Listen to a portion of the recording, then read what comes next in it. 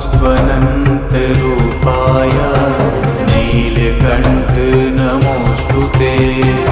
अविज्ञातस्वरूपाय कैवल्यायान्विताय च नान्तं देवा विजानन्ति यस्य तस्मै नमो नमः यं न वाचः प्रशंसन्ति नमस्तस्मै चिदात्मने